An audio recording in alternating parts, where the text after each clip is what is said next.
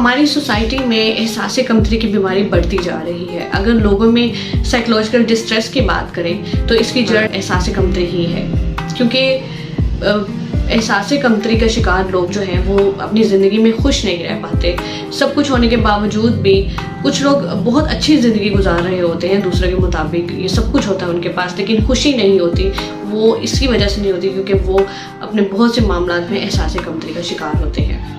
तो आज मैं आपको उन लोगों की निशानियां बताऊंगी जो एहसास कमतरी का शिकार है, ताकि अगर आपकी पर्सनैलिटी में ये चीज़ें पाई जाती हैं तो आप इनको ख़त्म करें और अपनी ज़िंदगी को बेहतरी की तरफ लाएं, क्योंकि एहसास कमतरी जो है वो आपकी खुशियों की सबसे बड़ी दुश्मन है।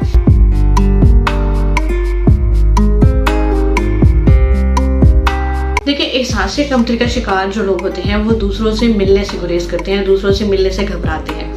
अच्छा, हम इसको सोशल एंजाइटी और इंट्रोवर्ट पर्सनालिटी से अलग करेंगे, क्योंकि सोशल एंजाइटी में इंसान को दूसरों से मिलने से घबराहट इसलिए होती है क्योंकि वो ये सोचता है कि उससे कोई ऐसे अल्फाज ना निकल जाए उसके मुंह से, या उससे कोई ऐसी हरकत ना हो जाए वो दूसरों को नापसंद लगने लगे।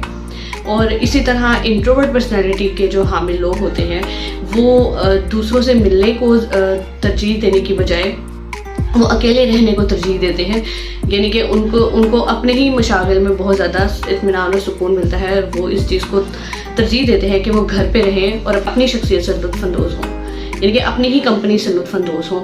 तो हम इसको इंट्रोवर्ट पर्सनैलिटी और सोशल एंजाइटी से मिक्स नहीं करेंगे।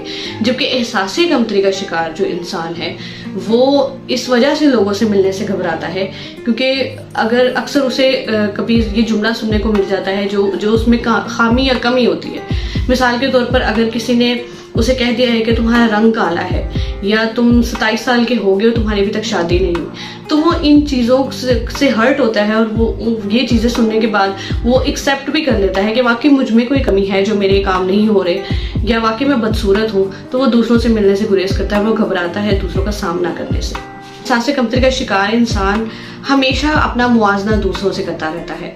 मिसाल के तौर पर उसको ये लगता है कि फ़लाँ बंदे के पास 10 दोस्त हैं और मेरे पास सिर्फ एक दोस्त है, हालांकि वो ये भी सोच सकता है कि उसके पास जो 10 के 10 दोस्त हैं वो मुनाफिक हो सकते हैं, ये जो मेरे पास जो एक दोस्त है वो मुखलिस हो सकता है। वो ऐसा नहीं सोचता, बल्कि वो इसलिए वो ये सोचता है कि उसमें ही कोई ख़राबी है, उसमें कोई कमी है जिसकी वजह से उसके ज़्यादा दोस्त नहीं बन पाते, दूसरों के दोस्त बन पाते। तो इस वजह से हर मामले में वो खुद का मुकाबला दूसरों से करता है या मुवाजना करता रहता है। तीसरी निशानी ये है कि एहसास कमतरी का शिकार इंसान हमेशा मुकाबले या इम्तिहान से घबराता है। वो अवॉइड करता है ऐसी किसी भी कंडीशन को जिसमें उसे दूसरों से कंपटीशन करना पड़े।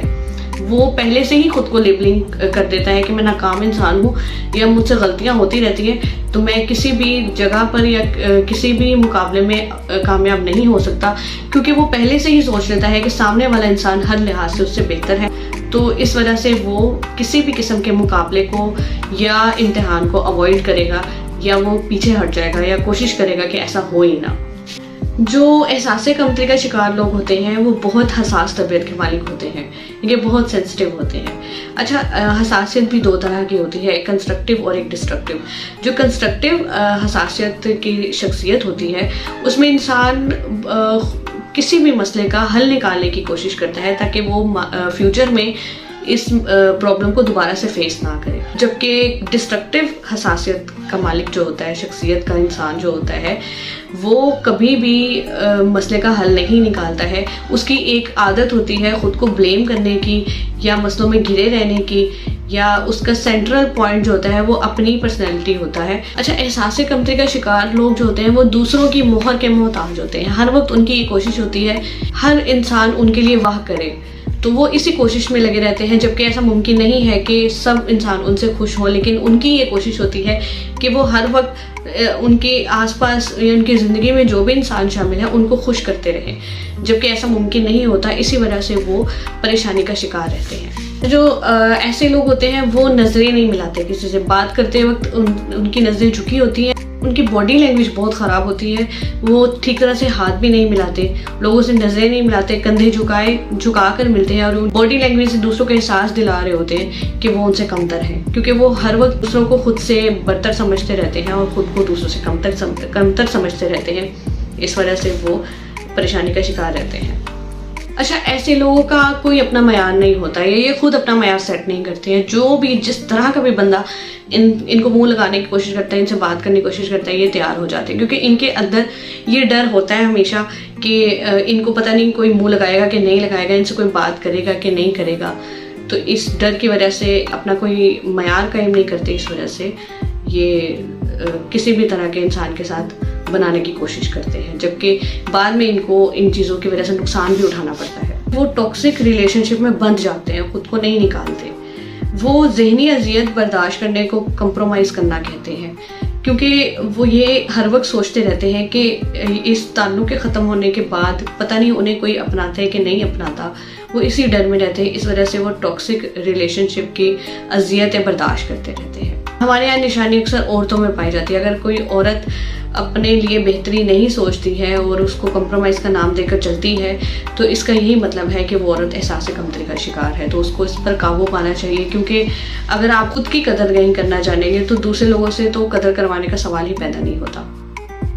अगर आपको ये वीडियो अच्छी लगी है तो उन लोगों से लाजमी शेयर कीजिएगा जिनकी आप भलाई चाहते हैं, और मेरे चैनल को सब्सक्राइब करके मेरी हौसला अफजाई कीजिएगा ताकि मैं मज़ीद ऐसे वीडियोज़ आपके लिए बना सकूँ। अपना ख्याल रखिएगा। अगली वीडियो तक के लिए अल्लाह हाफ़िज़।